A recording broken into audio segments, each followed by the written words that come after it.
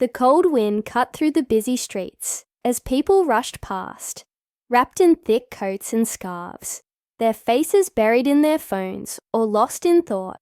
The city never slowed down, never stopped to look, but he did. James Carter stood beside his sleek black car, waiting for the valet outside a high-end restaurant. The neon lights reflected off the glass windows, casting a glow on the pavement. He had just closed a deal worth millions. Another success to add to his name, to the world. He was a man who had it all: money, power, respect. But in that moment, none of it mattered, because his eyes had landed on something, or rather, someone, that made his heart stop. Across the street, sitting on the cold, unforgiving pavement, was a woman. Her clothes were worn, her hands clutching a thin blanket around her shoulders. People passed her without a second glance, just another figure lost in the chaos of the city. But James, he couldn't look away. There was something familiar about her, the way she held herself, the way her eyes searched the crowd as if looking for something or someone. His chest tightened, a memory pushing through the layers of time. Could it be? No, it couldn't. And yet, every fiber of his being told him it was. He took a step forward, hesitant. His mind raced back to a time when life was simpler, when he wasn't the man he was today. Back to late-night walks under streetlights, laughter echoing in the quiet. Back to a girl with bright eyes and a heart full of dreams. Her name was Lily. James had loved her once, more than anything in the world. She was the girl who believed in him when no one else did, who saw something in him before he ever saw it, in himself. They were young, reckless, full of hope, but life had a way of pulling people apart. Choices were made, dreams took different paths, and one day she was gone. He had searched for her, tried to find her, but eventually he had to accept that some things were never meant to last. But now she was here, and she had nothing. 1,000 questions filled his mind. What had happened to her? How did she end up like this? Had she been suffering all this time while he was building an empire? Guilt crept into his chest like an unwelcome guest. He had moved on, built a life, made millions. But had she been fighting to survive? His hands clenched into fists. He had to do something. But what? Would she even recognize him? Would she even want to? Taking a deep breath, he stepped forward, the noise of the city fading as he crossed the street. His heart pounded in his chest, and then she looked up. Their eyes met, and in that moment, time stopped. Her eyes widened, lips parting slightly, as if trying to place the face in front of her. A flicker of something, recognition, disbelief, maybe even fear, crossed her features. James opened his mouth to speak, but no words came out. What could he possibly say? What could he possibly do now? Lily blinked, her fingers tightening around the thin blanket draped over her shoulders. For a second, she just stared, her lips parting slightly, as if she wanted to speak but couldn't find the words. James felt his heart hammer against his ribs. It was her. There was no doubt now. The same soft features, the same deep brown eyes that once held so much warmth. But now they carried something else: weariness, pain, and maybe even shame. Lily? His voice came out softer than he expected, almost hesitant, as if saying her name would shatter the fragile moment between them. She swallowed hard, shifting, as if she wanted to turn away, to disappear into the crowd like a ghost from the past. But something kept her there. Maybe it was shock. Maybe it was something else entirely. She started, but her voice cracked, barely above a whisper.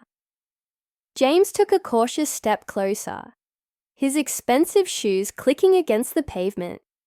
He didn't know what to do. His mind was racing, filled with too many emotions at once. Relief, guilt, confusion. What happened to you? The words slipped out before he could stop them, and immediately he regretted them. Lily flinched, looking away. A bitter smile tugged at her lips. "That's a long story," she murmured. James felt a lump form in his throat. The Lily he had known was full of life, full of dreams. She had talked about traveling the world, writing stories, making a difference. And now she was here, sitting on a freezing sidewalk, with nothing but a thin blanket to protect her from the night. A gust of wind blew through the street, making her shiver. Instinct kicked in. Without thinking, James slipped off his expensive wool coat and draped it over her shoulders. She stiffened under the weight of it. "You don't have to do this," she said, her voice barely audible. "I want to," he said firmly. "Come with me. Let's get you somewhere warm. Something to eat." She hesitated. He could see the conflict in her eyes. Pride, fear, maybe even shame. He didn't know how long she had been living like this, but he could tell accepting help wasn't easy for her. "I don't need charity, James." His stomach twisted at the way she said his name, like it was a reminder of the distance between them now, the years that had passed, the worlds they now belonged to. "This isn't charity, Lily. It's me looking out for someone I care about." She let out a small, humorless laugh. "You haven't seen me in over a decade, and I've thought about you every single day." The words came out before he could stop them, raw and honest. Lily's breath hitched. She looked at him then, really looked at him, and for a moment he saw something flicker in her eyes.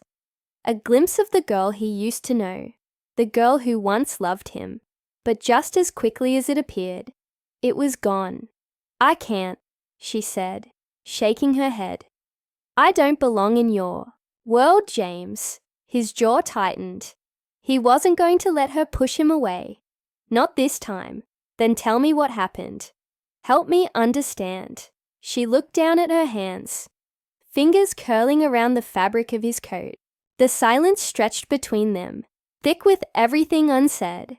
Then, finally she whispered, "I lost everything." James waited, giving her space, letting her find the words. "My mom got sick," she continued, her voice barely above a whisper. "Medical bills piled up. I dropped out of college to take care of her. I worked 3 jobs just to keep a roof over our heads, but it wasn't enough. And then," she let out a shaky breath, "she died. I had nothing left. No home, no money, no one to turn to." James clenched his fists. He had spent the last 10 years building an empire, making more money than he could ever spend in a lifetime. And all this time, Lily had been out here, struggling, alone. "Why didn't you reach out to me?" he asked, his voice tight. She let out a hollow laugh. "And say what?" "Hey, James, remember me? The girl you once loved?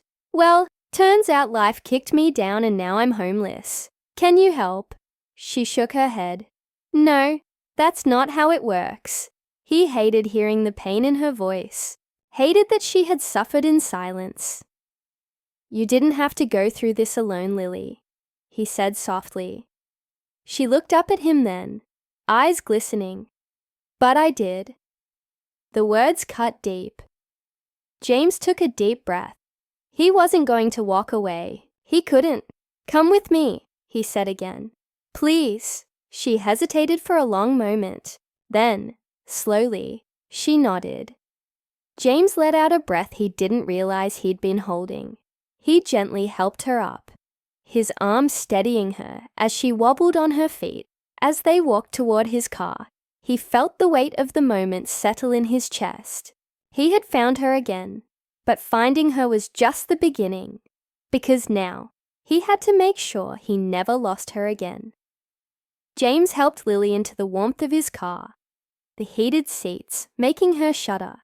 As the cold left her body, she looked uneasy, her fingers gripping the coat he had given her. as if afraid that if she let go, everything would disappear. He stole glances at her as he drove, trying to piece together how fate had brought them back together after all these years. Neither of them spoke much on the way to his penthouse. Lily stared out the window, watching the city lights blur past, lost in her own thoughts. James didn't push her. He could tell she needed time to process everything. When they arrived, she hesitated before stepping inside. The grand space, with its floor-to-ceiling windows and luxurious furniture, was a world apart from where she had been. She looked small, out of place. "You can stay here for as long as you need," James said gently.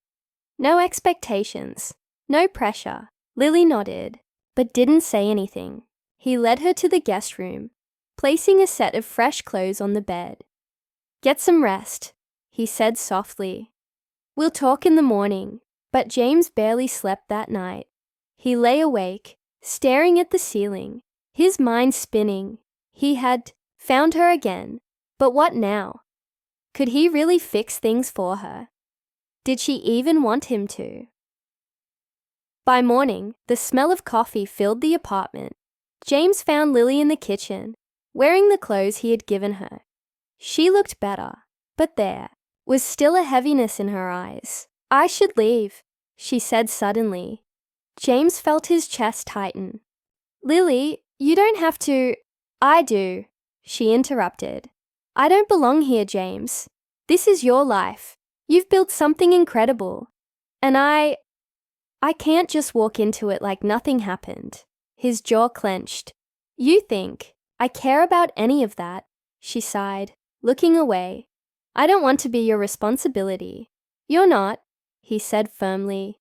"You're someone I care about, someone I never stopped caring about." Silence stretched between them. Then, finally, she whispered, "I don't know how to start over." James stepped closer. "Then let me help you." Lily looked up at him, something shifting in her gaze.